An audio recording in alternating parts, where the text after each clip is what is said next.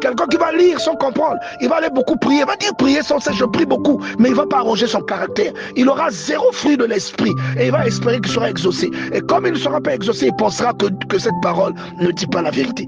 Mais quelqu'un qui a compris les principes spirituels, qui sait ce que Christ en nous veut dire, cette personne-là qui porte des fruits verra que constamment elle sera exaucée.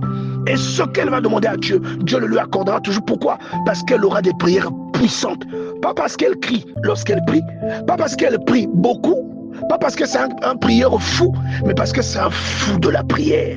Et l'erreur que nous faisons, c'est d'avoir réduit le terme prière à des simples phrases, à un monologue, alors que la prière, c'est une attitude.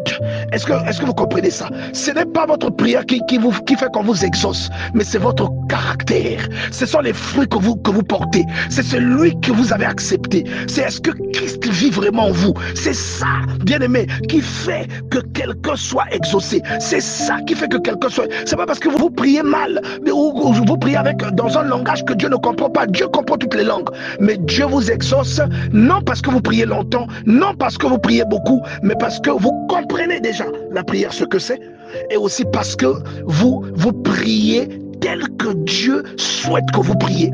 Pas pour satisfaire vos passions égoïstes, mais vous priez en ayant déjà le background qui rend la prière efficace. C'est-à-dire ce qui doit précéder la prière est déjà dans votre vie. Souvenez-vous, Actes des Apôtres au chapitre 10, si je ne me trompe pas, l'histoire de Corneille. Rappelez-vous, la Bible dit que tes aumônes et tes prières sont montées vers Dieu.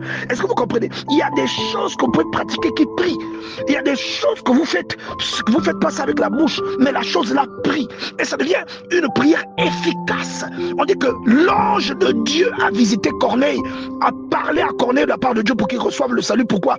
Parce que Corneille priait et il faisait beaucoup de bien aux gens. Donc même le bien que Corneille faisait a réagi comme si c'était une prière puissante. Souvenez-vous du psaume 41, bien-aimé dans le Seigneur. Heureux celui qui se souvient du pauvre. Au jour du malheur, le Seigneur se rappellera de lui. On n'a pas dit celui qui prie beaucoup. On a dit celui qui se souvient du pauvre. Donc quand le Seigneur dit que tu dois prier constamment et ne pas te relâcher, il ne te parle pas seulement des récitations que tu sors de ta bouche. Il ne parle pas seulement de toutes les phrases que tu sors, mais il te parle de toute une vie. Abraham, Genèse 17, verset 1, marche devant moi et sois intègre.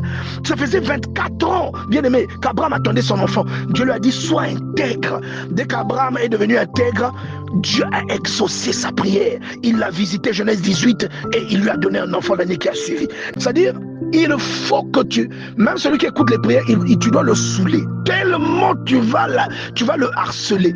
C'est une prière agressive. C'est pas une prière où tu cries, mais c'est une attitude de prière constante. Tu deviens nuisible même à la personne, permettez-moi l'expression, qui écoute les prières. Et ça, tu vois, tellement tu le déranges, tellement tu l'importunes. Il dit néanmoins, parce que cette veuve m'importune, je lui ferai justice afin qu'elle ne vienne pas sans cesse me rompre la tête. Et je répète, afin qu'elle ne vienne pas sans cesse me rompre la tête. Et au verset 6, on dit, le Seigneur ajouta, entendez ce que dit le juge inique. Et au verset 7, on dit, et Dieu ne fera-t-il pas justice à ses élus? Ah, bien-aimé, toi qui es élu, regarde comment un juge inique, un mauvais juge se comporte parce qu'on l'importune. Mais toi qui es un élu, est-ce que Dieu ne te fera-t-il pas justice? Ça, c'est la question que Jésus te demande. Dieu ne fera-t-il pas justice à ses élus qui crient à lui jour et nuit? Et tardera-t-il à leur égard?